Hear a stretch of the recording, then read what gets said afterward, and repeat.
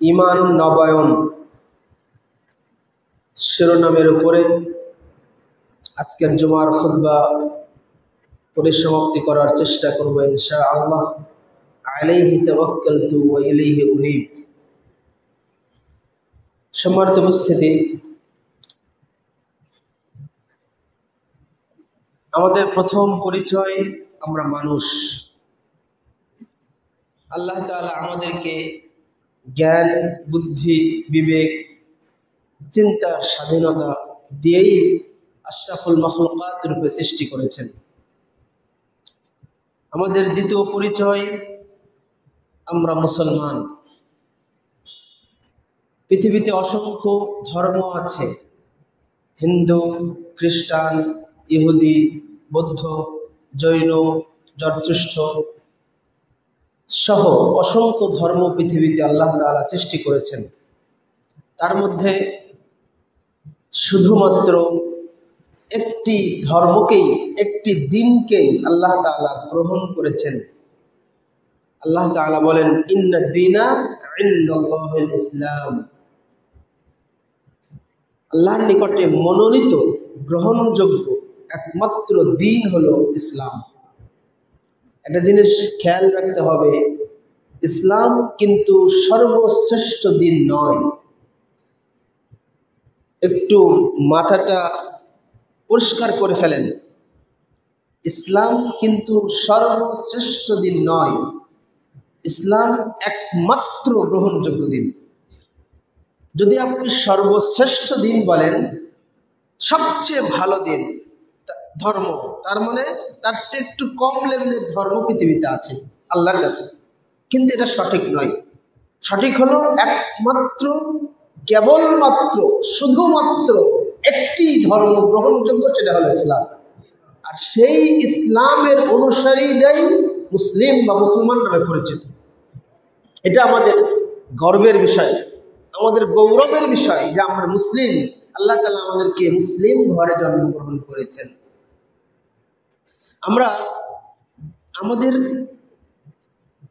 মুসলিমদের মাঝে যখন কেউ ইন্তেকাল করে, তখন তাদের জানাজার সালাতে আমরা একটা দোয়া পড়ি, আল্লাহুম্মা মান আহইয়াইতাহু মিন্না ফাহইহি আলাল ইসলাম ওয়া মান তাওয়াফাইতাহু মিন্না ফাতাওয়াফাহু আলাল ঈমান।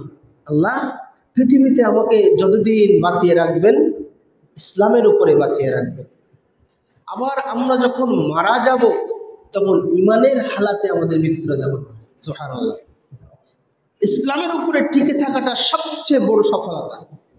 ইসলাম অনুযায়ী জীবন যাপন করা মানুষ হিসেবে সবচেয়ে বড় কৃতকার্য, ঠিক না? আমাদের দ্বিতীয় পরিচয়, এই জন্য আমরা মুসলিম। আমাদের তৃতীয় এবং বৈশিষ্ট্যগত পরিচয়, আমরা কোরআন ও সুন্নাহর অনুসারী পাক্কা ঈমানদার। কথা বুঝতে পেরেছেন?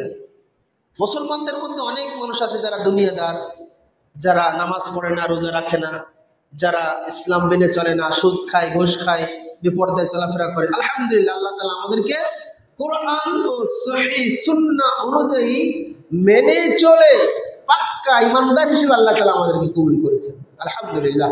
মৃত্যুর সময় যেন আমাদের এই কালেমা নসিব, এই ঈমানের উপরে আমাদের মৃত্যুটা হয়, এটা আমাদের সকলেরই চাওয়া, তাই না? সকলেরই পাওয়া। আল্লাহ সুবহানাহু ওয়া তাআলার কাছে একটাই চাওয়া,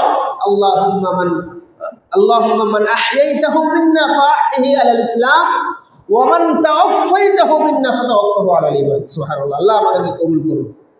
সম্মানিত উপস্থিতি, আমরা সকলেই নিজেদেরকে ঈমানদার বলে দাবি করি। মুসলিম, আমরা নিঃসন্দেহে মুসলিম, কিন্তু ঈমানদার বলে দাবি করি। কিন্তু ঈমানের যে দাবি, ঈমানের যে চাওয়া, ঈমানের যে কর্মকাণ্ড, কর্মসূচি, মূলনীতি, সেটা আমরা কতজন মানুষ মেনে চলি? আমি খুতবাকে একটা ক্লাস মনে করি। খুব মনোযোগ দিয়ে 1 ঘন্টার আলোচনা একটু শুনতে হবে। ঈমানকে নবায়ন করে যেতে হবে। আজকে আমাদের যে ঈমান কি অবস্থা আছে, সুনানুদ দারাকুতনি 8375 নম্বর হাদিস। আল্লাহ রাসূল সাল্লাল্লাহু আলাইহি ওয়াসাল্লামের একজন বিখ্যাত সাহাবী আব্দুল্লাহ ইবনে আমর রাদিয়াল্লাহু আনহু বলছেন, ইয়াতি আলান নাসি জামান, খেয়াল করুন, ইয়াতি আলান নাসি জামানুন, মানুষ একটা সময় অতিক্রম করবে, মানুষ একটা সময় পার করবে, অর্থাৎ একটা সময় আসবে ইয়াজতামিউনা ফিল মাসাজিদি, যখন মানুষেরা মসজিদে একত্রিত হবে। মানে মসজিদে মানুষ কিসের জন্য আসে? সালাতের জন্য। মসজিদগুলো মুসল্লিতে ভর্তি হয়ে যাবে, মুসল্লিতে ভরপুর হয়ে যাবে, কানায় কানায় পরিপূর্ণ হবে। আলহামদুলিল্লাহ, আজকের শরীয়তপুরে যত মসজিদ আছে জুমার দিন সব ভরে যাবে না? গোটা ঢাকা শহরে যত মসজিদ আছে, গোটা বাংলাদেশে যত মসজিদ আছে, এমনকি গোটা পৃথিবীতে যত মসজিদে জুমার দিন ভরে যায় না? দেখেন সাহাবীর কথাটা কিভাবে বাস্তবতা আমরা বুঝতে পারছি। ইয়াতি আলান নাসি জামানুন ইয়াজতামিউনা ফিল মাসাজিদ, একটা সময় আসবে যখন মানুষ মসজিদে ভর্তি হয়ে যাবে, মসজিদগুলো কানায় কানায় পরিপূর্ণ হবে, কিন্তু লাইসা ফীহিম মুমিন, কিন্তু ওই মসজিদ ভর্তি মুসল্লিদের মাঝে একজন ইমানদার লোক পাওয়া যাবে না। এটা কে বলছেন বলুন তো? আজ থেকে ১৫০০ বছর আগে আল্লাহ রাসূল সাল্লাল্লাহু আলাইহি ওয়াসাল্লামের একজন বিখ্যাত সাহাবী আব্দুল্লাহ ইবনে আমর রাদিয়াল্লাহু আনহু, তিনি এই হাদিস উল্লেখ করে বলতেন যে হয়তোবা এই যুগটা আমাদের যুগ, আল্লাহ রাসূল ইন্তেকাল করেছেন, খলিফাগণ চলে গেছেন, আমাদের মাঝে ঈমানের স্বল্পতা আমরা বুঝতে পারছি। হয়তো আমরা মসজিদে আসছি কিন্তু আমাদের ঈমান নাই। সাহাবী কুল্লুহুম উদুল, আস-সাহাবাতু কুল্লুহুম উদুল, প্রত্যেক সাহাবী হলো ন্যায়পরায়ণ, প্রত্যেক সাহাবী হলো ঈমানের ব্যাপারে তার বিশাল কঠোর। তবুও তিনি বলছেন হয়তো আমাদের ঈমান নাই। তাবেঈগণ বলতেন যে আমাদের বর্তমান মানুষ যেভাবে দুনিয়াদার হয়ে গেছে, বর্তমান মানুষের যেভাবে সচ্ছলতা বেড়ে যাচ্ছে, আমাদের ঈমান হয়তো নাই। তাবেঈগণ এই হাদিস উল্লেখ করে বলতেন আমাদের ঈমান নাই। তাহলে আজকের এই অত্যাধুনিক যুগে আমাদের ঈমানটা কোথায় আছে? আমাদের পকেটে মোবাইল, আমাদের বাড়িতে মোবাইল, আমাদের ডাহাতে মোবাইল, যেখানে গোটা পৃথিবীর যত অন্যায় কাজ, গোটা পৃথিবীর যত নোংরা কাজ সবই আমাদের হাতের মুঠোয়। আমাদের ঈমান বলে কিছু আছে? সম্মানিত সুধী মণ্ডলী, আগে আপনাদেরকে জানতে হবে ঈমান কি। আপনাদের যদি প্রশ্ন করি, জুমার দিনের একটা বৈশিষ্ট্য হলো মুসল্লিরা কোনো কথা বলতে পারবে না নিজ থেকে, কিন্তু ইমাম সাহেব কাউকে অর্ডার করতে পারেন, কারোর কাছে কথা বলতে পারেন, শুনতে পারেন। ঈমান অর্থ কি কে বলতে পারবে? ঈমান অর্থ কি? আমরা স্বাভাবিকভাবে জানি ঈমান অর্থ বিশ্বাস, তাই না? ঈমান অর্থ বিশ্বাস, এটা আমরা সকলেই জানি, মুসলমান মানেই জানে ঈমান অর্থ বিশ্বাস। কিন্তু সমস্যা হলো এখানেই, মুসলমান হওয়া সত্ত্বেও ইসলাম সম্পর্কে জ্ঞানের স্বল্পতা, পড়াশোনা না করা, ইলম কালাম না করার জন্য ব্যাপারে তারা উস্তাদ, এমনিতে আন্দাজে একটা কথা বলে সমাজে চলছে, তাই আমরা করি। ঈমান শব্দের অর্থ বিশ্বাস করা, এটা সঠিক নয়। ঈমানের অর্থ বর্ণনায় কয়েকটি অর্থ পাওয়া যায়। এক, ঈমান শব্দটি এসেছে আল আমনু মাসদার থেকে, আল আমনু মূল ধাতু থেকে, আলিফ মিম নুন, যার অর্থ নিরাপত্তা। যে ঈমান আপনাকে শিরক থেকে নিরাপত্তা দেয় না, ওই ঈমান ঈমান না। যে ঈমান আপনাকে বিদআত থেকে নিরাপত্তা দেয় না, ওই ঈমান ঈমান না। যে ঈমান আপনাকে তাগুত এবং কুফর থেকে নিরাপত্তা দেয় না, ওই ঈমান ঈমান না। আরেকটা ঈমানের অর্থ হলো আত-তাসদীক। ঈমান অর্থ সত্যায়ন করা, সত্য বলে স্বীকার করে নেওয়া, শরীয়তের সব কিছুকে সত্য বলে মেনে নেওয়া, কোনো সন্দেহ, কোনো দ্বিধা, কোনো দ্বন্দ্ব, কোনো সংশয় রাখা যাবে না নিজের ভিতরে। আরেকটা ঈমানের অর্থ আত-তাকওয়া, দৃঢ়তা।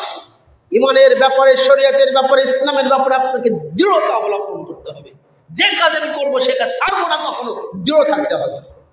ঈমানের আরেকটি সবচেয়ে গুরুত্বপূর্ণ অর্থ হলো আল ইকরার ওয়াল ইতিরাফ। ঈমানের অর্থ হলো স্বীকৃতি দেওয়া, স্বীকার করে নেওয়া।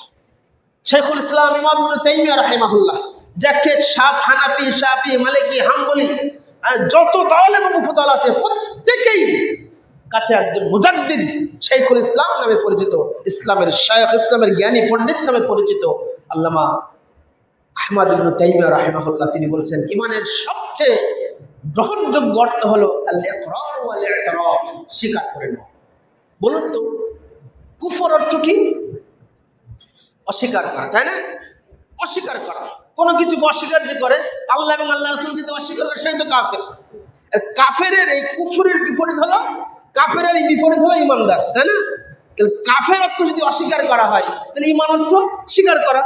এটা সহজে বুঝে নিতে হবে। যদি আপনি শুধু বিশ্বাস করা অর্থ নেন, তাহলে আপনার ইমান দুর্বল হয়ে যাবে। শুধু অন্তর, বিশ্বাস কি অন্তর দিয়ে করতে হয়, তাই না? বিশ্বাস তো দেখানো যায়, কাউকে বোঝানো যায়, কাউকে অনুভব করানো যায়, এটা ছোঁয়া যায় নাকি খাওয়া যায়, এটা দেখা যায় না, এটা অন্তর ঘটিত বিষয়। কিন্তু ঈমান মানে যদি স্বীকার করে নেওয়া হয়, এই অর্থ যদি কেউ মনে করে, মেনে নেয়, তাহলে ঈমানের সংজ্ঞাটা সে ওইভাবে নিবে, আত-তাসদীকু বিল জিনান ওয়া ইকরারু বিল লিসান ওয়া আমালুল জাওয়ারিহ ওয়াল আরকান ইয়াজিদু বিত তাআ ওয়া ইয়ানকুসু বিল মা'সিয়াহ। যে মুখে স্বীকার করা, মুখ দিয়ে বলা লা ইলাহা ইল্লাল্লাহ, মুখ দিয়ে বলা, অন্তর দিয়ে স্বীকৃতি দেওয়া, আমি আল্লাহকে আল্লাহ বলে বিশ্বাস করি, স্বীকার করি, রাসূলকে, আসমানি কিতাবকে, মালায়েক ফেরেশতাদেরকে, কিয়ামত দিবসকে, আর তাকদীরকে স্বীকার করি। যতপর আমালুল জাওয়ারিহ ওয়াল আরকান, অঙ্গ প্রত্যঙ্গের মাধ্যমে সেটাকে বাস্তবায়ন করা। এই তিনটা সমান্ত নাম ঈমান। মুখের স্বীকার, অন্তরের স্বীকার, আর সেটা বাস্তবায়ন করার নাম কি? ঈমান। ইয়াজিদু বিত তাআ, ভালো কাজের মাধ্যমে সেটা বৃদ্ধি পায়, ওয়া ইয়ানকুসু বিল মা'সিয়াহ, খারাপ কাজের মাধ্যমে সেটা কি হয়? হ্রাস পায়। সম্মানিত সুধী মণ্ডলী, তাহলে ঈমানের এই পরিচয়টা আমাকে আগে বুঝতে হবে। ঈমান অর্থ তাসদীক, স্বীকার, সত্যায়ন করা। কিভাবে সত্যায়ন করা? ইমাম হাকিম রাহিমাহুল্লাহর একটি হাদিস গ্রন্থ, নাম আল মুস্তাদরাক আলা সাহিহাইন, আল মুস্তাদরাক আলা সাহিহাইন। এই গ্রন্থের 4407 নম্বর হাদিস, হাদিস সহিহ। আয়েশা সিদ্দিকা রাদিয়াল্লাহু আনহা হতে বর্ণিত। খেয়াল করুন, সত্যায়ন কাকে বলে? শরীয়তের বিধানকে আপনাকে সত্য বলে স্বীকার করে নিতে হবে। স্বীকার যদি আমি না করি, ঈমান যদি না আনি, তাহলে ওটার উপরে আমার কাজকর্মে বাস্তবায়ন করা সম্ভব হবে? হবে না। আগে বিশ্বাস করতে হবে, স্বীকার করতে হবে দৃঢ়ভাবে। আয়েশা সিদ্দিকা রাদিয়াল্লাহু আনহা বলেছেন, লাম্মা উসরিয়া বিন নবী সাল্লাল্লাহু আলাইহি ওয়াসাল্লাম ইলা বাইতুল মাকদিস ইয়াতাহাদ্দাসু যালিকা, যে তিনি বলেছেন, যখন নবী সাল্লাল্লাহু আলাইহি ওয়াসাল্লাম বাইতুল্লাহ থেকে বাইতুল মাকদিস সফর করলেন, মানে মেরাজে গেছিলেন, ইসরা করেছিলেন। রাসূল সাল্লাল্লাহু আলাইহি ওয়াসাল্লাম বাইতুল্লাহ থেকে মক্কায় ছিলেন, আর মেরাজের দিন তিনি মক্কা থেকে ফিলিস্তিন মসজিদে বাইতুল আকসা, যেটা সেখানে গেলেন। সেখান থেকে রফরফে উঠে তাকে প্রথম আসমানে নিয়ে যাওয়া হলো, তাই না? তো আল্লাহর আয়েশা রাদিয়াল্লাহু আনহা বলছেন, রাসূলুল্লাহ সাল্লাল্লাহু আলাইহি ওয়াসাল্লাম মক্কা থেকে ফিলিস্তিনে সফর করলেন। সেই সময়ে দ্রুতগামী যানবাহনে ওই মক্কা থেকে ফিলিস্তিনে যাতায়াতের সময় লাগতো 40 দিন আর 41 রাত। তিনি সকালে ফজরের সালাতে বলছেন, ইয়াতাহাদ্দাসুন নাস, মানুষদেরকে বর্ণনা করছেন যে তিনি আজকে রাতে বাইতুল্লাহ থেকে বাইতুল মাকদিসে গিয়েছেন, এই কথা তিনি লোকদেরকে বলছেন। ফারতাদ্দা নাসুন, মসজিদ ভর্তি যত মানুষ ছিল সকলে এটাকে অস্বীকার করল। ফারতাদ্দা, রদ করলো, প্রত্যাখ্যান করলো, অসম্ভব। 40 দিন আর 41 রাত যেখানে সময় লাগে, দ্রুতগামী ঘোড়াতে উঠে, আর সেখানে মুহাম্মদ বলছে সাল্লাল্লাহু আলাইহি ওয়াসাল্লাম বলছে, রাতারাতি তিনি গিয়ে আবার ফিরে এসেছেন, এটাকে বিশ্বাস করা যায়? বাস্তবতার সাথে সম্পূর্ণ অমিল না। মসজিদ ভর্তি যারা ছিল সকলে অস্বীকার করে, না, এটা কিভাবে সম্ভব? যুক্তি মেলে না। শরীয়ত আপনার যুক্তিতেও না মিলতে পারে, বাস্তবতার সাথে নাও মিলতে পারে। দেখেন, এটা যেমন মিলেনি, তাদের ভিতরে একটা দল চলে গেল আবু বকর রাদিয়াল্লাহু আনহু এর বাড়িতে। তার মানে ওই মজলিসে আবু বকর রাদিয়াল্লাহু আনহু ছিলেন না। চলে গেল, যাওয়ার পরে বলছে, শুনেছো তোমার বন্ধু কি বলেছে? কি বলেছে? তোমার বন্ধু বলেছে যে উনি নাকি রাতের বেলায় বাইতুল্লাহ থেকে বাইতুল আকসা, অর্থাৎ মক্কা থেকে ফিলিস্তিনে সফর করেছেন, আবার ফজর হওয়ার আগেই আমাদের কাছে ফিরে এসেছেন। তিনি কি এটা বলেছেন? মুহাম্মদ সাল্লাল্লাহু আলাইহি ওয়াসাল্লাম কি এটা বলেছেন? ক্বালু না, তারা বলল হ্যাঁ, এটা বলেছেন। তখন আবু বকর সিদ্দিক রাদিয়াল্লাহু আনহু বলছেন, লাইন কানা ক্বালা লাকাদ সাদাকা, যদি মুহাম্মদ সাল্লাল্লাহু আলাইহি ওয়াসাল্লাম এটা বলে থাকেন, অবশ্যই অবশ্যই সত্য বলেছেন। তিনি কোনো শর্ত আরোপ করলেন, তিনি কোনো দ্বিধা করলেন, সংশয় করলেন, তিনি কোনো প্রশ্ন করলেন না। শর্তহীনভাবে নিঃস্বার্থে নিঃসংকোচে তিনি বললেন, যদি মুহাম্মদ সাল্লাল্লাহু আলাইহি ওয়াসাল্লাম এটা বলে থাকে অবশ্যই সত্য বলেছে। সুবহানাল্লাহ। দেখছেন তো কিভাবে সত্যায়ন করা, কিভাবে ইমানটা কিভাবে তার মজবুত, কিভাবে কত পাওয়ারফুল তার ইমান। এবার যে দলটি আবু বকর রাদিয়াল্লাহু আনহু এর কাছে এসেছিল তারা বলছে, আও তুসাদ্দিকু লাইন, যে তুমি এটা কিভাবে সত্য মেনে নাও, যে যিনি রাতেই গেছে আবার সকাল আবার আগে আমাদের কাছে ফিরে আসছে, এটা কিভাবে মেনে নাও? 40 দিন 41 রাতের রাস্তা এক রাতারাতি তিনি ফিরে এসেছেন। তখন আবু বকর রাদিয়াল্লাহু আনহু বলছেন, শোনো, আরে এটা তো শুধু বাইতুল্লাহ থেকে বাইতুল আকসা মতো 40 দিনের রাত আর 41 দিনের রাস্তা। আর আমার নবী মুহাম্মদ সাল্লাল্লাহু আলাইহি ওয়াসাল্লাম ফি গাদওয়াতিন ওয়া রাওহাতিন, প্রতিদিন সকালে এবং সন্ধ্যায় তার হাজার হাজার বছরের দূরত্ব আরশ থেকে জিবরিলের মারফতে আমাদের কাছে ওহী নাজিল করেন, ওহী বর্ণনা করেন, আর আমরা সেটা অকুপরিচিত বিশ্বাস করি, তাই না? এটা তো শুধু বাইতুল্লাহ থেকে বাইতুল আকসা, আর আমার নবী প্রতিদিন সকালে এবং সন্ধ্যা আমার নবীর কাছে ওহী আসে, আমরা কি জানি? আমরা সেটা অপরিচিত বিশ্বাস করি, নিঃস্বার্থে বিশ্বাস করি এবং তারপর ঈমান আনি, তারকে স্বীকার করি। এই কারণেই তো আল্লাহ নবী সাল্লাল্লাহু আলাইহি ওয়াসাল্লাম তাকে সিদ্দিক উপাধি দিয়েছিলেন। এটা হলো ঈমান। এটা কি ঈমান? ইয়াসির, আম্মার ইবনে ইয়াসির রাদিয়াল্লাহু আনহুমা এই পরিবারের প্রতি মক্কায় ইসলাম গ্রহণ করার কারণে বিশাল শাস্তি নেমে এসেছে। একদিন তাদের প্রতি তাদের মনে কঠোর শাস্তি দিচ্ছে। আপনার জমিনে মরুভূমির বালুকাময় উত্তপ্ত বালুর উপর তাদেরকে শুয়ে রেখে চাবুক দিয়ে মারছে আর চিৎকার করছে। আল্লাহ রাসূল সাল্লাল্লাহু আলাইহি ওয়াসাল্লাম করার কোনো ক্ষমতা নেই, পাশ থেকে যেতে যেতে বলছেন, শুধু এতটুকু বলছেন, সাবরান আলা ইয়াসির ফাইন্না মাওইদাকুমুল জান্নাহ, হে ইয়াসির পরিবার, ধৈর্য ধরো, তোমাদের জন্য জান্নাত প্রস্তুত করে রেখেছেন আল্লাহ তাআলা। কিভাবে জান্নাত প্রস্তুত করা হলো? সুমাইয়া রাদিয়াল্লাহু আনহার গুপ্তঙ্গের ভিতরে গরম উত্তপ্ত লোহা ঢুকিয়ে দিল আবু জাহাল, দিয়ে তাকে শাহাদাত বরণ করালো। তার স্বামী আম্মারকে 2 দ্রুতগামী ঘোড়ার লেজের সাথে তার 2 পা বেঁধে দেওয়া হলো। বেঁধে দেওয়ার পরে 2 দিকে দ্রুতগামী ঘোড়াকে ছুটিয়ে দেওয়া হলো। যখনই ছুটে দেওয়া হলো, 2 শরীর থেকে 2 দ্বিখণ্ডিত হয়ে গেল তার গোটা শরীর। তবুও তারা ঈমান থেকে টলেনি। ইয়াসির রাদিয়াল্লাহু আনহু তার বাবা তার মা চোখের সম্মুখে শাহাদাত বরণ করলো। এবার ইয়াসিরের পালা, তার সন্তানের পালা। সন্তানকে পানির নিচে মাথা চুবায় রাখছে আর উপরে উঠাচ্ছে। বল, মুহাম্মদের দিন ত্যাগ করবি কিনা?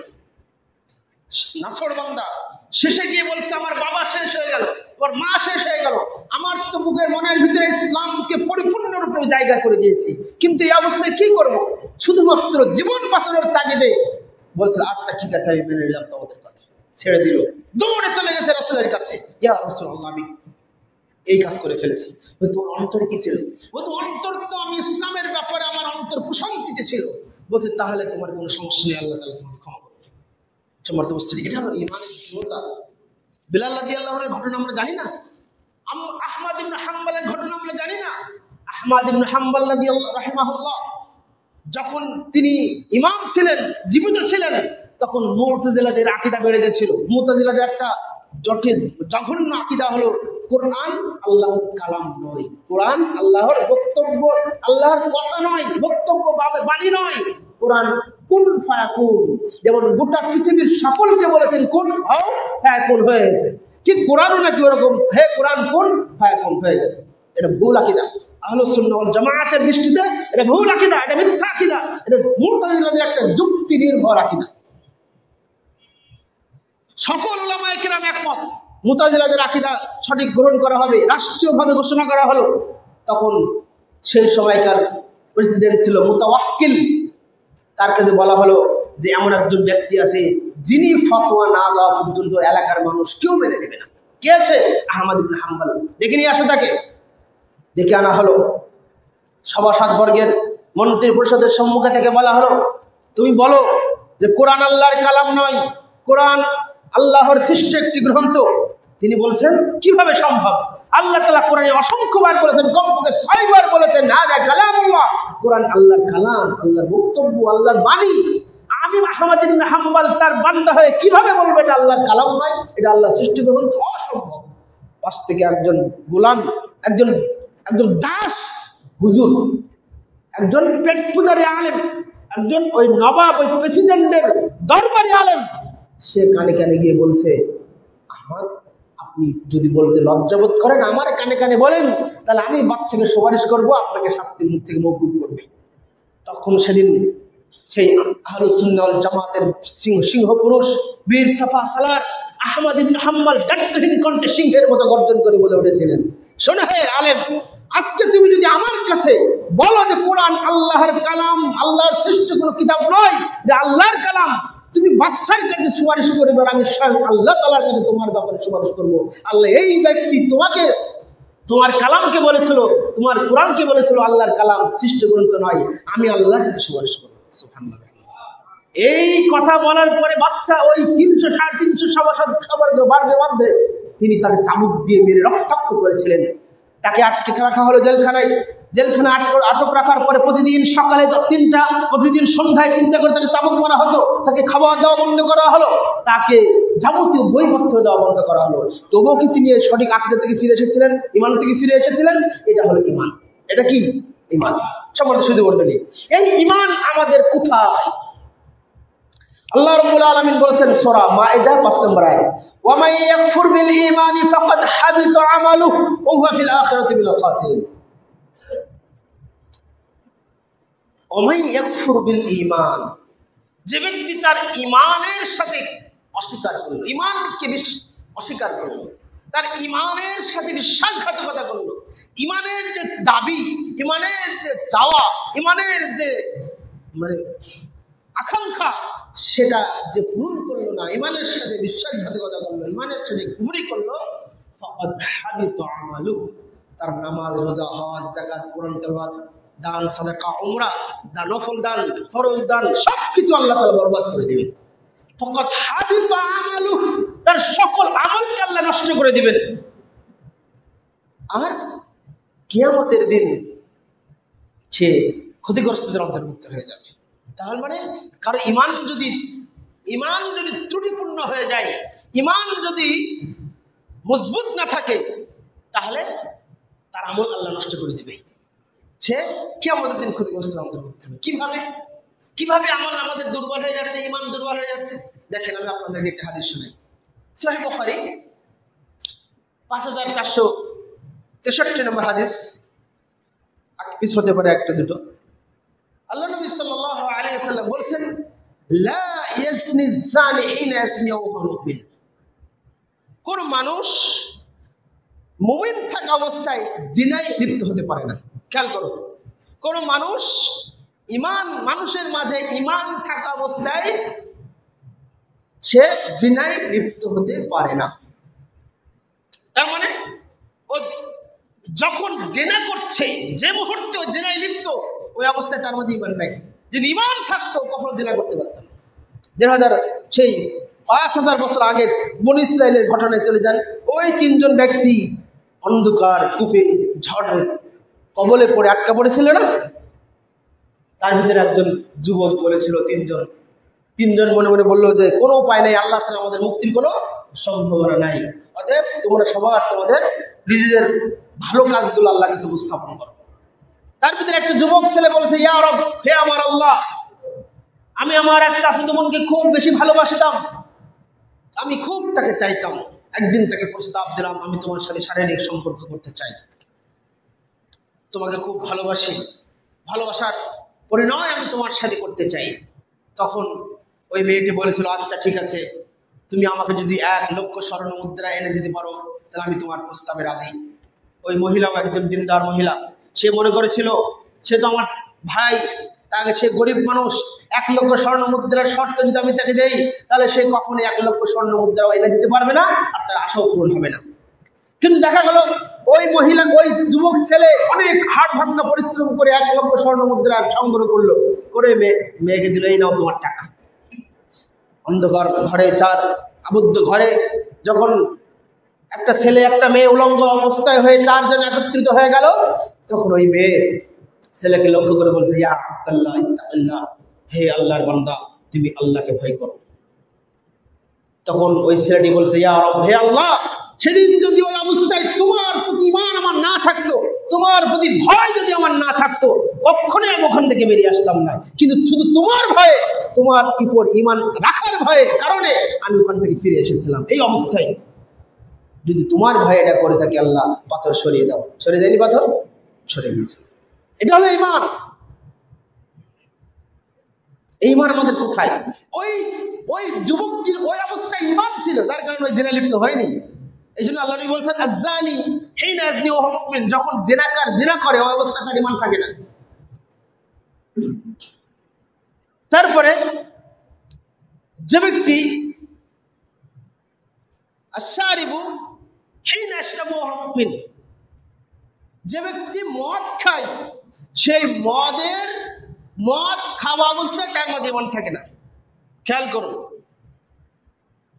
ফামান শারিবা, যে ব্যক্তি মদ খায় তার ভিতরে ওই মদ খাওয়া অবস্থায় ঈমান থাকে না। মানে ঈমান যদি থাকতো ওই অবস্থায় সে মদ খেতে পারতো না।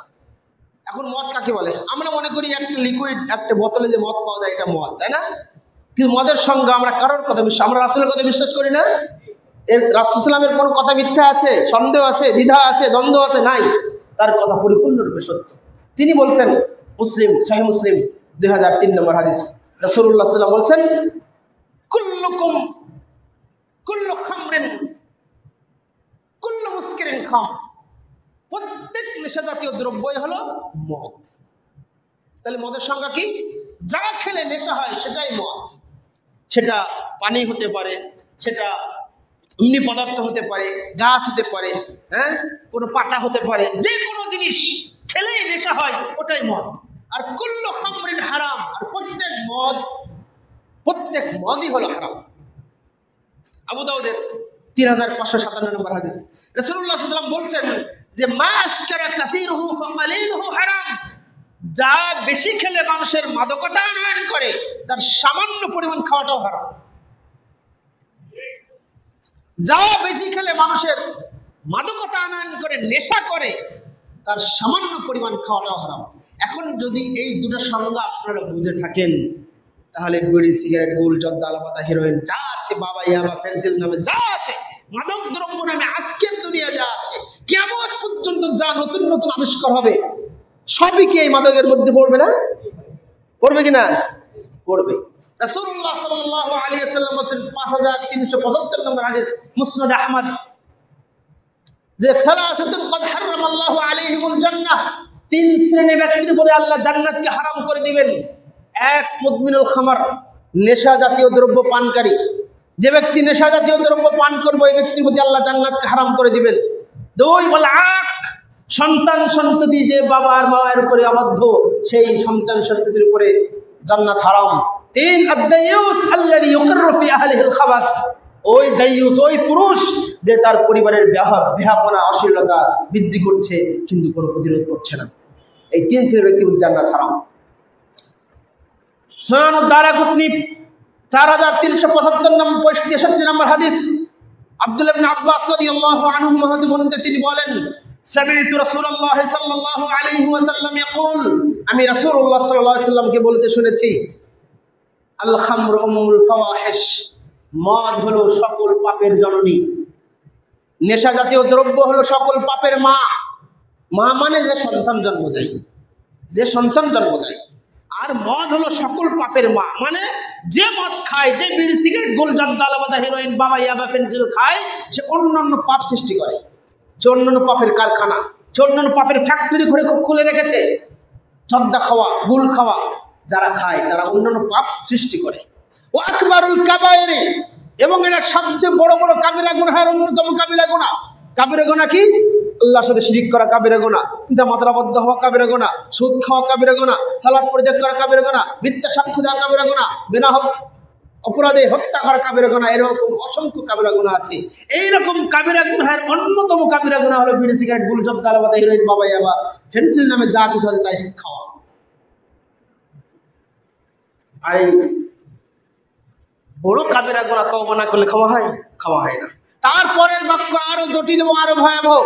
আল্লাহ নবী সাল্লাল্লাহু আলাইহি ওয়াসাল্লাম বলছেন, ফামান শারিবা, যে ব্যক্তি এই মদ, বিড়ি, সিগারেট, গুল, জর্দা, আলবাদা, হিরোইন, বাবা, ইয়াবা, ফেন্সিল নামে যতগুলো মাদক দ্রব্য আছে যারা ভক্ষণ করবে, খাবে, ওয়াকা আলা উম্মিহি ওয়া আম্মিহি ওয়া আম্মাতিহি ওয়া খালাতিহি, সেজন্য তার নিজের মায়ের সাথে সহবাসে লিপ্ত হলো, নিজের আপন ফুফুর সাথে সহবাসে লিপ্ত হলো, সেজন্য আপন খালার সাথে সহবাসে লিপ্ত হলো। নাউযুবিল্লাহ মিন যালিক। ঈমান আমাদের আছে সমাজে? বলুন তো, আমাদের সমাজে সিগারেট খোরের সংখ্যা বেশি না? শিক্ষিত মানুষ সিগারেট খায়, অশিক্ষিত মানুষ তো খাই, এসপিডিসি সিগারেট খায়, সচিবরাও সিগারেট খায়, সব ধরনের মানুষ সিগারেট খায়, আলেমরাও জর্দা খায়। আমাদের এক শ্রেণী ভাইরা জর্দা যে হারামের দলিল খুঁজে পায় না, নাকি বলে জর্দার কোনো দলিল নেই, নস নাই। এদের মতো মূর্খ, এদের মতো অশিক্ষিত আর কেউ হতে পারে? আল্লাহ তাআলা কি বলছেন? লা তাকুলু, বাংলা মদ বলেছে তোমরা বাংলা মদ খেও না, বলেছে আল্লাহ নবী মূলনীতি ঘোষণা করলেন যে এইগুলো, এই মূলনীতির আলোকে যেগুলো করবে সেগুলো খাওয়া হারাম। সম্মানিত মণ্ডলী, এই হাদিস শোনার পরে যদি কারোর মাঝে যাররা পরিমাণ ঈমান থাকে, যাররা মানে অনুপরিমাণ ঈমান যদি থাকে, তার পক্ষে বিড়ি, সিগারেট, গুল, জর্দা এই নেশাদারদের পান করা সম্ভব। যদি মনুষ্যত্ব থাকে, মায়ের সাথে জিনা করা, ফুফুর সাথে জিনা করা, খালার সাথে জিনা কেউ মানুষ করতে পারে? যার হিতাহিত বুদ্ধি আছে যে মানুষ, তার পক্ষে এটা সম্ভব না। তাহলে আমাদের সমাজে যারা এগুলো করছে তাদের ঈমান আছে ভাই? ঈমান নাই। রাসূলুল্লাহ সাল্লাল্লাহু আলাইহি ওয়াসাল্লাম বলছেন, তাবারানি আল মুজামুল কবির 4085 নম্বর হাদিস, হাদিস সহিহ। তিনি বলছেন, লিআইয়াতানা আলা রাসি, যদি কোনো মানুষকে গুতা দেওয়া হয় তার মাথায়, বিহাদিদিন, কোন লোহা দিয়ে, কোন লোহার আংটা দিয়ে, খায়রুন, এটা অনেক উত্তম, এটা অনেক ভালো, আইয়ামাসসা ইমরাতুহু লা তাহিল্লা লাহু, যে মহিলার সাথে তার বিবাহ করা হালাল, তার গায়ে স্পর্শ করার চেয়ে। বুঝেননি মনে হয়? আল্লাহ নবী সাল্লাল্লাহু আলাইহি ওয়াসাল্লাম বলছেন যে একজন ঈমানদার মানুষের এই লোহার আঘাত পাওয়া, মাথা দিয়ে একটা লোহা, এরকম একটা লোহার লাঠি দিয়ে মাথায় আঘাত করা অনেক ভালো একজন বেগানা নারীর গায়ে স্পর্শ করার চেয়ে। খেয়াল করো, বুঝতে পেরেছেন এবার? একজন বেগানা নারীর গায়ে স্পর্শ করার চেয়ে একজন মানুষের মাথায় লোহা দিয়ে আঘাত করা অনেক উত্তম। এখন আমাদের সমাজে দেখেন, বাজার ঘাটের যে অবস্থা, অটোতে যে অবস্থা, আপনি 5 টাকা বা 10 টাকা বাঁচাতে গিয়ে আপনি স্ত্রী, আপনি ওই লাইনের গাড়িতে যাচ্ছে, এগুলো মূল্যায়ন করছেন না, ইসলামকে আপনি মূল্যায়ন করছেন না। হয়তোবা ওই 4টা সিট নিলে আপনার 20 টাকা বেশি ভাড়া লাগবে, কিন্তু ওই 20 টাকার কারণে আপনার ব্যক্তিত্ববোধ, আপনার আত্মমর্যাদাবোধ বিকিয়ে ফেলছেন। আল্লাহ নবী কিসের উদাহরণ দিলেন? যদি লোহা দিয়ে গুতা দেওয়া হয় তার এটাও ভালো তার জন্য, যদি একজন মহিলার গায়ে স্পর্শ করাচ্ছে। স্পর্শ আপনি করতে চান না, কিন্তু দুঃখ হলো সত্য যে আজকের যুগে যে মহিলারা ও নিজে গা ঘেঁষে চলে যায়। আমাদের সতর্ক থাকতে হবে ভাই, ঈমান বাঁচাতে হবে। রাসূলুল্লাহ সাল্লাল্লাহু আলাইহি ওয়াসাল্লাম বলেছেন, আন-নাসাই, সুনানুন নাসাই 3009 নম্বর হাদিস, লা ইয়াজতামিআনা ফি কলবি আবদিন আল-ঈমান ওয়াল হাসাদ, কোন বান্দার অন্তরে, কোন মানুষের হৃদয়ে ঈমান এবং হিংসা একসাথে থাকতে পারে না। ঈমান এবং হিংসা একসাথে থাকতে পারে না কোন মানুষের অন্তরে। যে মানুষের অন্তরে হিংসা আছে ওই মানুষ কখনো ঈমানদার নয়, আর যে মানুষের অন্তরে ঈমান আছে ওই মানুষ কখনো হিংসুক হতে পারে না। এখন আমাদের সমাজের সাথে হাদিসটা মিলান তো, হিংসুক আছে না আমাদের সমাজে? ভাই ভাই হিংসা করে, এক আলেম আরেক আলেমের হিংসা করে, এক নেতা আরেক নেতার হিংসা করে, এক মানুষ একজন মানুষ আরেক মানুষের হিংসা করে, এক ব্যবসায়ী আরেক ব্যবসায়ীকে হিংসা করে, করে না? কোথায় আছে আমাদের ঈমান? আমরা দোয়া করছি, নামাজ পড়ছি, রোজা রাখছি, কিন্তু কোনো কিছুতেই কাজ হচ্ছে না। আল্লাহ তাআলা বলছেন ইন্নাস সালাতা তানহা আনিল ফাহশাই ওয়াল মুনকার, নিশ্চয় সালাত মানুষকে যাবতীয় অন্যায় অশ্লীল কাজ থেকে দূরে রাখে। নামাজও তো পড়ছে মানুষ, সুদ খাওয়া কমেছে, ঘুষের সংখ্যা কমেছে, বেপরদার সংখ্যা কমেছে, জিনার সংখ্যা কমেছে, বিড়ি সিগারেট খাওয়ার সংখ্যা কমেছে, তাহলে নামাজ কোথায় যাচ্ছে? আল্লাহ তাআলা তো বলছেন নামাজ পড়লেই মানুষের ঈমান কি হবে, মানে সব যাবতীয় অন্যায় অশ্লীল কাজ থেকে দূরে রাখে। তোমার বুঝতে হবে নামাজই হচ্ছে না, ঈমান আমাকে ওইগুলো থেকে ঠেকাচ্ছে না। এই জন্য আমি বলি যে ঈমান আপনাকে দুনিয়া থেকে পাপ থেকে ঠেকাতে পারে না, ওই ঈমান কবরে আযাবও ঠেকাবে না। রাসূলুল্লাহ সাল্লাল্লাহু আলাইহি ওয়াসাল্লাম বলেছেন লা ইজতামিআনা ফি কলবি আবদিন আল ঈমান ওয়াশ শাহ, কোন মানুষের অন্তরে ঈমান এবং সংকীর্ণতা, ঈমান এবং কৃপণতা একসাথে থাকতে পারে না। কৃপণতা, মসজিদের বেলায় দান করতে গেলে কৃপণতা আসে, আর বাড়িতে যদি মেহমান আসে হাজার হাজার টাকা খরচ করছি, কোনো কৃপণতা নেই। মাদ্রাসা যেখানে ইলম কোরআন চর্চা হয়, হাদিস চর্চা হয়, সেখানকার ইমামের বেতন হয় না, সেখানকার মাদ্রাসার খাওয়া হয় না, সেখানকার মাদ্রাসার ছাত্রদের পোশাকের টাকা হয় না, আর আমার সন্তানের আলমারি ভর্তি পোশাকে ভরা। এটা কি কৃপণতা নয়? ঈমান কোথায় আছে? রাসূলুল্লাহ সাল্লাল্লাহু আলাইহি ওয়াসাল্লাম বলছেন, নাসাই 1388 নম্বর হাদিস, 77 নম্বর হাদিস, 1377, আল ঈমানু আল হায়া ওয়াল ঈমানু কুরিনা জামিআ, লজ্জা এবং ঈমান একই জিনিস, লজ্জা এবং ঈমান একই জিনিস। ফাইদা রুফিয়া আহাদুহুমা রুফিয়া আল আখার, যখনই একটা উঠে যায় অপরটি উঠে যায়। যদি লজ্জা না থাকে ঈমান উঠে যায়, যদি ঈমান না থাকে লজ্জা উঠে যায়। এখন সমাজে লজ্জা আছে? আপনার মেয়ে আমার মেয়ে জিন্সের প্যান্ট পরে ঘুরে বেড়াচ্ছে, লজ্জা আছে? আজকের যুগে দেখবেন ট্র্যাডিশন চালু হয়েছে, আগের যুগের মা বোনেরা মোটরসাইকেলে দুই পা এক সাইডে দিয়ে বসতো, আর এখন ট্র্যাডিশনের মধ্যে পুরুষের নাই দুই সাইডে দিয়ে বসে, লজ্জা আছে? সেটা তো আপনারই মেয়ে, আপনারই বোন। বিয়ের মজলিসে যেভাবে নোংরামি হয়, এটা কি আমাদের সমাজে হয় না? লজ্জা আছে? বাবা সন্তানের সামনে সিগারেট খায়, সন্তান বাবার সামনে সিগারেট খায়, লজ্জা আছে? ইউনিভার্সিটিগুলোতে যান, সর্বোচ্চ বিদ্যাপীঠ ইউনিভার্সিটিতে যান, সে আপনার মেয়ে একটা ছেলের হাত দিয়ে ঘুরে বেড়াচ্ছে, প্রকাশ্যে দিবা লাগে দুপুর বেলায় একটা ছেলে একটা মেয়েকে জড়িয়ে বসে আছে, ইউনিভার্সিটির মতো স্থানে দিকে সর্বোচ্চ বিদ্যাপীঠ আপনার মেয়েকে পড়াচ্ছেন, লজ্জা আছে? লজ্জা নাই। ঈমান কোথায় আমাদের অবস্থা? এই ঈমান নিয়ে মারা গেলে কেউ জান্নাতে যাওয়া কেউ সম্ভব? সম্ভব নয়। সম্মানিত সুধী মণ্ডলী, এইভাবে যদি আমি একটার পর একটা ধরি তাহলে সকলের অবস্থা খারাপ হয়ে যাবে। আপনি মনে করছেন যে আমার আমি এই পাপ করি, সুদ খাই, আমার বাবা কিছু বললো না, তেমন আল্লাহ মনে আমাকে মাফ করুন না। একটার পর একটা পাপের কথা বললে আপনি আশ্চর্য হয়ে যাবেন ঈমান আমাদের কোথায় আছে। এই কারণে তো ইবাদত করেও, দান করেও, হজ করেও, উমরা করেও, রোজা রেখেও আমার কোনোই উপকার হয় না, কারণ আমাদের এই ঈমানের পাওয়ার নাই। কি নাই? পাওয়ার নাই। প্রত্যেক জুমার দিন আমরা বক্তব্য শুনি না, এই শোনার পরে মসজিদ থেকে বের হলে সব ভুলে যায়। ঈমান আমার অন্তরে কি হয় না? প্রভাবিত করে না। যে ঈমান আপনার অন্তরকে প্রভাবিত করবে না, আপনার জীবনকে ঈমান আলোকিত করবে না। এই যে ইলেকট্রিসিটি, যদি ভোল্টেজ না থাকে আলো দিবে? ফ্যান চলবে? মাইক শব্দ করবে? ইলেকট্রিসিটি যখন ভোল্টেজ দরকার হয়, আপনার ঈমানের এরকম ভোল্টেজ লাগবে। ভোল্টেজ না থাকলে ওই ঈমান আপনার সুদ থেকে ঠেকাবে না। ভোল্টেজ যদি ঈমান না থাকে তাহলে আপনার পরকীয়া থেকে ঠেকাবে না। আজকের যুগে পরকীয়া তো একেবারে সমাজে একটা কমন ব্যাপার হয়ে গেছে পরকীয়া, বিশেষ করে যাদের স্বামী বিদেশ থাকে।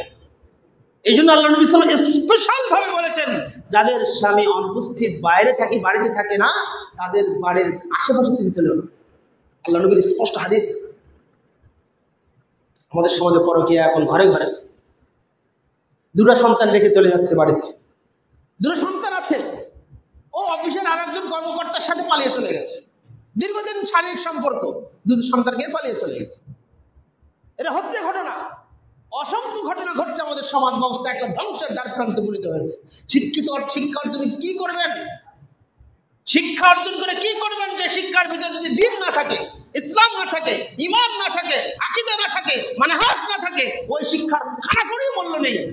যে শিক্ষা আপনার মেয়েকে উলঙ্গ করছে, যে শিক্ষা আপনার মেয়েকে সকলের সম্মুখে একটা ছেলে হাত ধরে ঘুরে বেড়াচ্ছে, যে শিক্ষা আপনি আপনার বউকে বাড়তে পরকীয়া করছেন, ওই শিক্ষা হলো আপনি যত বড় বিসিএস ক্যাডার হন আর যত বড় সচিবালয়ে চাকরি করেন না কেন, আপনার কোনো মূল্য ইসলামে নাই।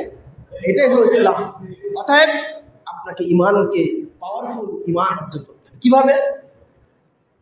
সহিহ বুখারীর 1461 নম্বর, 1415, 1416 পরপর দুটো হাদিস এসেছে। আবু মাসউদ রাদিয়াল্লাহু আনহু বলছেন, লাম্মা নাযালাত হাদিহিল আয়াতুস সাদাকাহ, যখন আয়াত নাজিল হলো তোমরা সাদাকা করো, সাদকা করো, আয়াত নাজিল হলো। আবু মাসউদ রাদিয়াল্লাহু আনহু বলছেন যে আমরা মক্কা থেকে মদিনায় এসলাম এক কাপড়ে হিজরত করে, আমাদের কাছে টাকা নেই, পয়সা নেই, গরিব মানুষ।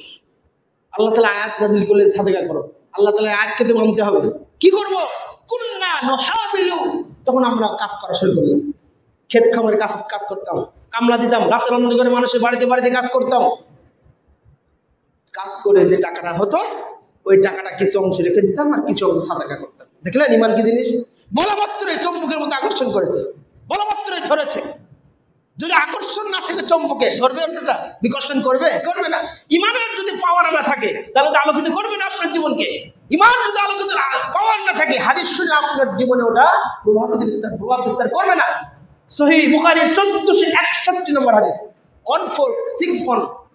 আল্লাহ নবী সাহাবী, একজন বিখ্যাত সাহাবী আবু তালহা রাদিয়াল্লাহু আনহু বলছেন যে যখন সূরা আলে ইমরানের 92 নম্বর আয়াত নাযিল হলো, লান তানালুল বিররা হাত্তা তুনফিকু মা তুহিব্বুন, তোমরা ততক্ষণ পর্যন্ত কৃতকার্য হতে পারবে না যতক্ষণ তোমাদের প্রিয় বস্তু আল্লাহর রাস্তায় সাদাকা না করবে। প্রিয় বস্তু আদম আলাইহিস সালামের ছোট ছেলে হাবিল তার সবচেয়ে দামি দুম্বাটা আল্লাহর রাস্তায় কুরবানি করেছিল, তাই না? আর তার বড় ছেলে কাবিল সবচেয়ে নিকৃষ্ট মানের কি করেছিল? ধান চাল এগুলো দিয়েছিল। কাটটা কুরবানি হয়েছিল, কবুল হয়েছিল ছোট ছেলে হাবিলের, তাই না? তো আবু তালহা রাদিয়াল্লাহু আনহু বলছেন, আল্লাহ নবী এই আয়াত নাযিল হয়ে গেছে, এখন আমার সবচেয়ে প্রিয় জিনিস হলো মসজিদে নববীর সম্মুখে যে একটি বিশাল অদূরেই বাইরোহা নামক একটি খেজুরের বাগান আছে। বাইরোহা লেখা আছে, বাইরোহা লেখা আছে, দেখবেন যারা মক্কা গেছেন। বাইরোহা নামে একটি খেজুরের বাগান আছে। এই খেজুরের বাগান আমার দুনিয়াতে সবচেয়ে প্রিয় জিনিস। আমি এই আয়াতটাকে মেনে চলার জন্য, এই আয়াতের উপরে আমল করার জন্য আমার ওই প্রিয় বিশাল বড় খেজুরের বাগান আল্লাহর রাস্তায় সাদাকা করে দিলাম। দেখছেন ইমান কি জিনিস? ইমান কিভাবে ধরেছে? ইমান কিভাবে ধরেছে? বলা মাত্রই ওটাকে বিশ্বাস করা, মেনে নেওয়ার নাম ইমান, আমল করার নাম ইমান। সাহাবীর বসে আছেন আল্লাহ রাসূলকে সাল্লাল্লাহু আলাইহি ওয়াসাল্লামকে সাথে নিয়ে। আল্লাহ রাসূল সাল্লাল্লাহু আলাইহি ওয়াসাল্লাম বসে আছেন, হঠাৎ করে একজন গ্রাম্য বেদুইন সাহাবী, গরিব মানুষ, উস্কো খুস্কো চেহারা নিয়ে আল্লাহ নবী সাল্লাল্লাহু আলাইহি ওয়াসাল্লামের কাছে আসলেন। আল্লাহ রাসূল সাল্লাল্লাহু আলাইহি ওয়াসাল্লাম বললেন, ইয়া রাসূলুল্লাহ, আমি খুব ক্ষুধার্ত, আমাকে খেতে দেন। সহিহ বুখারীর হাদিস। আল্লাহ নবী সাল্লাল্লাহু আলাইহি ওয়াসাল্লাম তার বাড়িতে যে ছেলেটা থাকে তাকে বলছে, যাও তো আয়েশার বাড়িতে যাও, গিয়ে দেখো কোনো খাবার আছে কিনা। আয়েশা রাদিয়াল্লাহু আনহা বললেন, রাসূলকে গিয়ে বলো, আল্লাহর কসম আমার বাড়িতে শুধু খাওয়ার পানি ছাড়া আর অন্য কোনো খাবার নাই। আল্লাহ নবী সাল্লাল্লাহু আলাইহি ওয়াসাল্লাম এক এক করে তার 11 জন স্ত্রীর বাড়িতে লোক পাঠালেন। সকলে একই উত্তর দিল, খাওয়ার পানি ছাড়া দ্বিতীয় কোনো খাবার নেই। আল্লাহ নবী সাল্লাল্লাহু আলাইহি ওয়াসাল্লাম লজ্জায় পড়ে গেলেন, মেহমানকে কিভাবে আপ্যায়ন করব। তখন ঘোষণা দিলেন, কে আছো তোমরা, আমার এই মেহমানকে সম্মান করবে। তখন সকলের বলার আগে আবু তালহা রাদিয়াল্লাহু আনহু বলছে, ইয়া রাসূল, আমি করব। আচ্ছা ঠিক আছে, নিয়ে যাও। আবু তালহা রাদিয়াল্লাহু আনহু তার বাড়িতে মেহমানকে নিয়ে গেলেন। আবু তালহা রাদিয়াল্লাহু আনহু তার স্ত্রীকে বললেন, হ্যাঁ স্ত্রী, আমার রাসূলের মেহমানকে নিয়ে এসেছে, সম্মান করো। আবু তালহার স্ত্রী বলছে, কিভাবে সম্মান করব?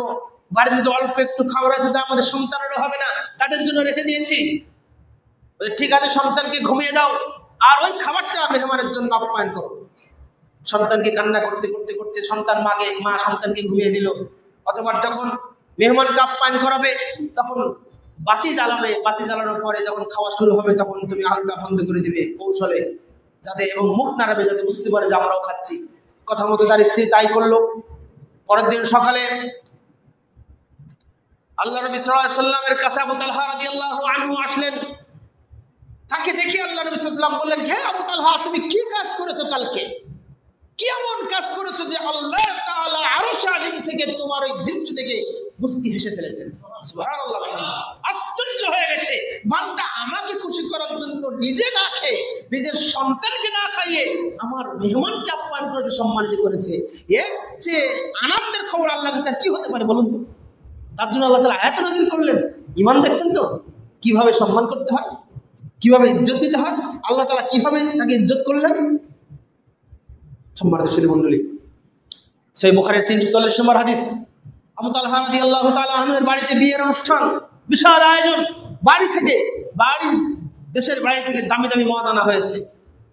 তখনও মদ 100% হারাম হয় নাই, 3টে স্তরে হারাম হয়েছে, এখনো পরিপূর্ণ হারাম হয় নাই। কেউ খেয়ে ফেলেছে, কেউ খাওয়ার প্রস্তুতি নিচ্ছে, কাউকে পরিবেশন করা হচ্ছে। এমন অবস্থায় আয়াত নাযিল হলো, ইয়া আইয়ুহাল্লাযীনা আমানু ইন্নামাল খামরু ওয়াল মাইসিরু ওয়াল আজলামু ওয়াল আনসাবু রিজসুম মিন আমালিশ শাইতান ফাজতানিবুহু লাআল্লাকুম তুফলিহুন। এই আয়াত নাযিল হয়ে গেল। আনাস রাদিয়াল্লাহু আনহুকে রাসূলুল্লাহ সাল্লাল্লাহু আলাইহি ওয়াসাল্লাম বললেন, আনাস যাও ঘোষণা দিয়ে আসো, ইন্নাল খামরা কদ হুরিমাত, যাও মদকে হারাম করা হয়েছে, আয়াত ঘোষণা দিয়ে আসো। আনাস রাদিয়াল্লাহু আনহু দাও গিয়ে প্রত্যেক মোড়ে মোড়ে রাস্তায় গিয়ে ঘোষণা দিল, হে শোনো, হে জনগণ, ইন্নাল খামরা কদ হুরিমাত, মদকে আল্লাহ তাআলা হারাম করেছেন। এই আয়াত শ্রবণের পরে, এই হাদিস শ্রবণের পরে ওই আবু তালহা রাদিয়াল্লাহু আনহু এর বাড়িতে যত দামি দামি মদ ছিল সব মদের ভানগুলোকে গুড়িয়ে ফেলা হলো। যারা খেয়ে ফেলেছিল হাতের গালের ভিতরে আঙ্গুল দিয়ে বমি করে ফেলে দিল, যারা খাচ্ছিল তারা আর খাওয়া বন্ধ করে দিল। আল্লাহ রাসূল সাল্লাল্লাহু আলাইহি ওয়াসাল্লামের সাহাবী বলছেন, আনাস রাদিয়াল্লাহু আনহু বলছেন, যখনই ভানগুলো, মদের পাত্রগুলো ভেঙে ফেলা হলো, এত পরিমাণ ভাঙা হয়েছিল, মদিনার গলিতে গলিতে মদের স্রোত প্রবাহিত হয়েছিল। ঈমান দেখেন কি জিনিস, শোনার আয়াত শোনার সাথে সাথে মদ ফেলে দিল। খাইবার যুদ্ধ বিজয়ী হয়ে আল্লাহ রাসূল সাল্লাল্লাহু আলাইহি ওয়াসাল্লাম ফিরে আসছেন সাহাবীদেরকে নিয়ে। রাতের অন্ধকার হয়েছে, তাবু ফেলা হয়েছে, সহিহ বুখারীর হাদিস, তাবু ফেলানো হয়েছে। দূর থেকে আল্লাহ নবী দেখলেন একটা পাশে আগুন জ্বলছে।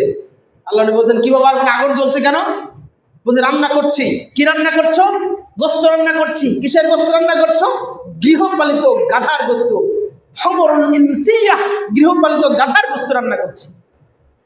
তখন আল্লাহ নবী বললেন, ফাহরিকুহু ওয়াতরুকুহু ফাহরিকুহু, হাড়ি ভেঙে ফেলো, ওই মদ ফেলে দাও, এই হাড়ি গোশত ফেলে দাও, হাড়ি ভেঙে ফেলো। সাহাবায়ে কেরাম বলছেন, তখন গোশত অলরেডি রান্না করা হয়ে গেছে। ধান আমাদেরকে এই যুদ্ধ থেকে ফিরে এসেছি, পরিশ্রান্ত শরীর, ক্ষুধার্ত শরীর, তৃষ্ণার্ত শরীর, এই অবস্থায় ধান বেরিয়েছে রান্নার, ওই রান্না খাওয়ার জন্য আমাদের মন আকুলি বিকুলি করছে। এই অবস্থায় আল্লাহ নবী বললেন, ফাতরুকু, ফেলে দাও, ওয়াহরিকু, হাড়ি ভেঙে ফেলো। সাহাবায়ে কেরাম বললেন, আল্লাহ নবী, হাড়ির তো কোনো দোষ নাই, আমরা গোশত ফেলে দিলাম, হাড়িটা পরিষ্কার করে রাখি, যাতে তাই করো। আল্লাহ নবী সাহাবীরা কি বলেছিলেন, আল্লাহ রাসূল অপচয় করাতে শয়তানি ভাই, এবার মতন খাই, সামনে আর খাবো না বলেছিলেন? নিঃশর্তভাবে, নিঃসংকোচে, দেরি না করে সাথে সাথে তারা এটা আমল করেছিলেন। এই ঈমান যদি আপনার আমার মাঝে তওবা সৃষ্টি না হয়, কোনোদিন ঈমান আপনার দুনিয়াতে যেমন প্রভাবিত বিস্তার করবে না, আখিরাতেও আপনার ঈমান জান্নাতে যাওয়ার পথেও হবে না। ঈমানের স্বাদ অর্জন করতে হবে। ঈমানের স্বাদ বোঝেন?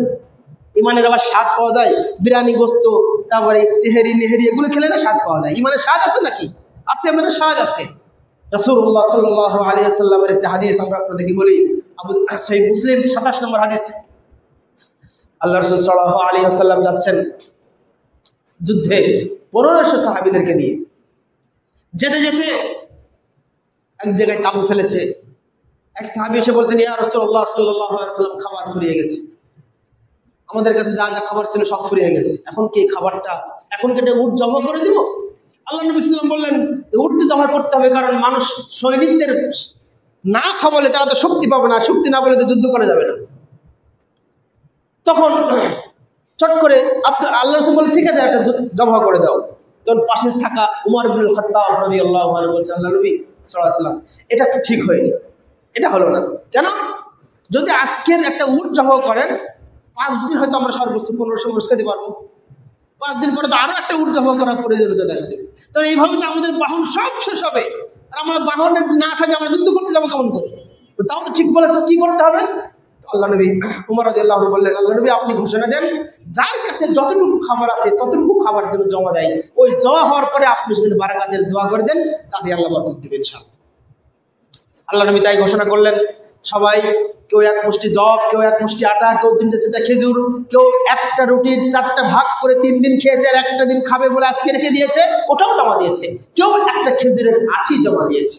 কৌতূহল বশত আল্লাহ নবী সাল্লাল্লাহু আলাইহি ওয়াসাল্লাম ওই সাহাবীকে বললেন, আচ্ছা, কেউ তো কিছু আটা, কিছু জব, কিছু খেজুর, কেউ একটা রুটির টুকরা জমা দিয়েছে, তুমি আঁটি কেন জমা দিল ভাই? কেন আটি জমা দিলে? আটির তো কোনো উপকার নেই। তখন ওই সাহাবী বলছে, আল্লাহ নবী, আমার কাছে আর কিছু নাই, আমার যখন ক্ষুধা লাগে তখন এই আটি দিয়ে আমি কয়েকবার চষি, তারপরে পানি খাই, এতেই আমার পেট ভরে যায়।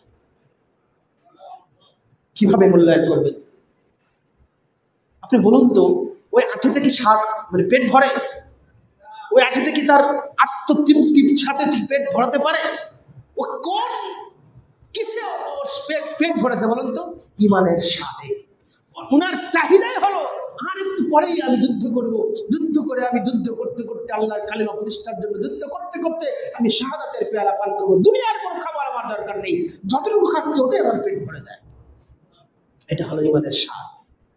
হাজার হাজার বছর আগে ফিলিস্তিন, আজকের ফিলিস্তিন যুদ্ধ, মুসলমানরা যেভাবে অত্যাচারিত হচ্ছে, নির্যাতিত হচ্ছে, মুসলমানরা সেই মুসা আলাইহিস সালাতু ওয়াস সালামের সময় আল্লাহ তাআলা তাকে বললেন, মুসা যাও, তুমি তোমার বনী ইসরাইল কওমকে নিয়ে চলে যাও তোমার বাপ দাদার 14 পুরুষের ভিটা দখল করার জন্য। বনী ইসরাইল বলেছিল, মুসা তুমি যাও, তোমার রব যাও, যুদ্ধ করো, আমরা যেতে পারবো না, সেখানে রয়েছে আমালিকা গোত্রের বিশাল বিশাল দেহধারী মানুষেরা, সেখানে আমরা যুদ্ধ করতে পারবো না। এই জন্য মুসা আলাইহিস সালাতু ওয়াস সালাম যেতে পারেন নাই। তারই একজন সঙ্গী ইউশা বিন নুন আলাইহিস সালাতু ওয়াস সালাম, 3124 নম্বর হাদিস সহিহ বুখারীর, তাকে পরবর্তীতে নবুয়ত দিলেন আল্লাহ তাআলা, তাকে নির্দেশ দিলেন, যাও তুমি ফিলিস্তিন জয় করো। অতঃপর তিনি মর্দে মুজাহিদ কিছু সৈন্যবাহিনী তৈরি করলেন। তিনি তার সৈন্যবাহিনী নিয়ে ফিলিস্তিন জয়লাভ করার জন্য তিনি ফিলিস্তিনে গিয়ে ওই ফিলিস্তিনে আমালিকা, শক্তিশালী আমালিকা গোত্রের বিরুদ্ধে যুদ্ধ করলেন। যুদ্ধ চলছে, আসরের সময়, তখন 2 ওয়াক্ত সালাত ফরজ ছিল, একটা হলো আসরের সালাত, একটা হলো ফজরের সালাত। আসরের সময় শেষ হয়ে যাচ্ছে, আসরের সালাত সমাগত হয়েছে, তখন আসরের সালাত না পড়লে তো হবে না, ফরজ সালাত। তখন আল্লাহর কাছে দোয়া করছে ইউশা বিন নুন আলাইহিস সালাতু ওয়াস সালাম, সূর্যকে লক্ষ্য করে বলছে, ইন্নাকা মা'মুরাতুন ওয়া আনা মা'মুরুন, হে সূর্য তুমিও আল্লাহর আদেশপ্রাপ্ত, আমি ইউশা বিন নুন তার নবী, আমিও আল্লাহর আদেশপ্রাপ্ত। আল্লাহ আদেশপ্রাপ্ত হয়েই তার এই ফিলিস্তিনকে জয় করার জন্য আমি এখানে যুদ্ধ করছি।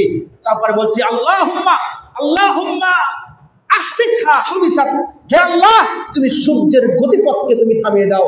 আমরা মুসলমানরা আগে ফিলিস্তিন জয় করব, তারপরে নামাজ পড়ব, আমাদের জন্য তুমি সূর্যকে থামিয়ে দাও। হুবিসাত, আল্লাহ তাআলা তাদের সূর্যকে থামিয়ে দিলেন। সহিহ বুখারী হাদিস, মিথ্যার কোনো লেশমাত্র নাই, সন্দেহ করার কোনো সুযোগ নাই। পৃথিবীর গতিকে আল্লাহ তাআলা এই মুসলিম বাহিনীদের জন্য স্থির করে রাখলেন, পৃথিবীর গতিকে পরিবর্তন করে দিলেন। যেখানে আল্লাহ তাআলা মুসলমানদেরকে এত বেশি ভালোবাসেন, আল্লাহ তাআলার ঈমানকে এত বেশি ভালোবাসেন, মুসলিম বাহিনীকে এত বেশি ভালোবাসেন, সূর্যের গতিপথ আল্লাহ চেঞ্জ করে দিলেন, পৃথিবীর চিরন্তর আদর্শ আল্লাহ তাআলা পরিবর্তন করে দিলেন। কিসের ভিত্তিতে বলুন তো? ঈমান এবং তাকওয়ার ভিত্তিতে। সালাহউদ্দিন আইয়ুবী শত শত বছর ইহুদি খ্রিস্টানদের দখলে থাকা ফিলিস্তিন যুদ্ধে তারও এরকম ঈমান এবং তাকওয়ার বলিয়ান কিছু মর্দে মুজাহিদ নিয়ে তিনি যুদ্ধ করে ফিলিস্তিন জয় করেছিলেন। ওমর ইবনে খাত্তাব রাদিয়াল্লাহু আনহু তার সাথী ওমর ইবনে আব্দুল আক্কাস, আবু উবাইদা ইবনে আক্কাস রাদিয়াল্লাহু আনহুর নেতৃত্বে ফিলিস্তিন জয়লাভ করেছিল।